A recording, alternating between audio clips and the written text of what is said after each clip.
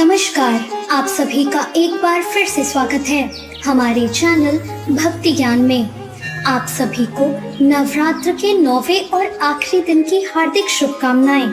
आइए नवरात्र के 9वें दिन सुनते हैं माँ सिद्धिदात्री की कहानी।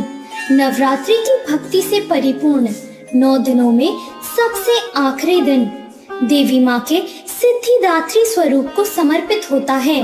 देवी माँ का यह स्वरूप भक्तों और साधकों को सिद्धियां प्रदान करने वाला है। आज 9 देवियों की जानकारी की कड़ी में मैं आपके लिए लेकर आई हूँ देवी सिद्धिदात्री की महिमा की एक कथा। साथ ही आज मैं आपको बताऊंगी सबको कल्याण करने वाली माता का ये स्वरूप कैसा है और इनकी कथा क्या है और माता की पूजा हम किस प्रकार कर सकते हैं और इससे हमें किस फल की प्राप्ति होगी। दोस्तों, देवी सिद्धिदात्री माँ का ये स्वरूप बहुत ही सुंदर है। माँ कमल के पुष्प पर विराजमान है। इनकी 4 भुजाएं हैं और इनका वाहन सिंह है। माता के दाहिनी तरफ वाले नीचे के हाथ में गदा और ऊपर वाले हाथ में चक्र है। वहीं बाईं तरफ वाले नीचे के हाथ में कमल का पुष्प और ऊपर वाले हाथ में शंख है। साथ ही देवी माँ के सिर पर ऊंचा मुकुट है और उनके चेहरे पर मंद सी मुस्कान है। देवी माँ पृथ्वी पर दैत्यों के अत्याचारों को नष्ट करने और मानव के कल्याण और धर्म की रक्षा के लिए सिद्धिदात्री के रूप में उत्पन्न हुई थी। ये देवी सर्व सिद्धियां प्रदान करने वाली हैं। उपासक या भक्त इनकी कृपा से कठिन कार्य भी आसानी से संभव कर पाते हैं और उनके कार्य सिद्ध हो जाते हैं।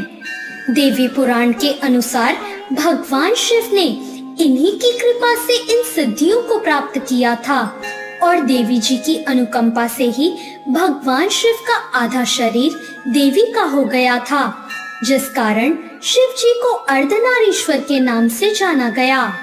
अब बात करते हैं देवी की पूजा के बारे में। सुबह जल्दी उठकर स्नान करने के बाद साफ वस्त्र पहने घर के पूजा स्थल को भी स्वच्छ करें।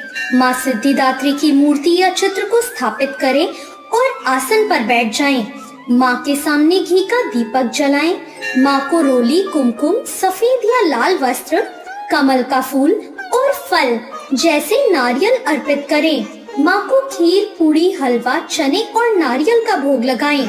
माँ के बीज मंत्र ह्रीं क्लीं ए सिद्धिये नमः इसका जाप करें। माँ की कथा सुने, माँ की आरती करें। नवरात्र की 9वीं पर हवन करना और कन्या पूजन करना विशेष रूप से शुभ माना जाता है। इन सब के बाद माँ का प्रसाद सभी सदस्यों में बांटे और स्वयं भी खाएं। माँ को सफेद या बैंगनी रंग प्रिय है। माँ को सफेद फूल और कमल का फूल पसंद है। 9वीं तिथि पर साधारणतः माँ दुर्गा की पूजा की जाती है और उनकी अर्चना की जाती है। बाद में हवन भी किया जाता है। लेकिन इस तिथि की अधिशास्त्री देवी माँ सिद्धिदात्री हैं। सभी सिद्धियों को देने वाली माता कृपालु, दयालु और भक्त वत्सल हैं। इनका एक मंत्र है, ओम सिद्धिदात्रिये नमः। पूजन अर्चना के बाद हवन और कुमारी पूजन करें। देवी की पूजा के अनंत लाभ हैं। देवी की पूजा करने से जातक के सभी कार्य सिद्ध होते हैं।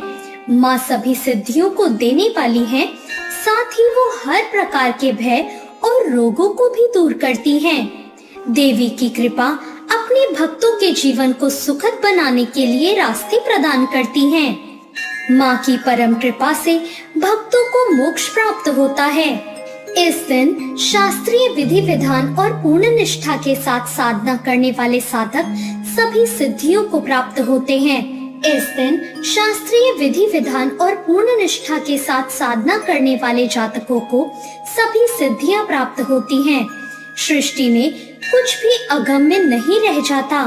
ब्रह्मांड पर पूर्ण विजय प्राप्त करने की सामर्थ्य आ जाती है।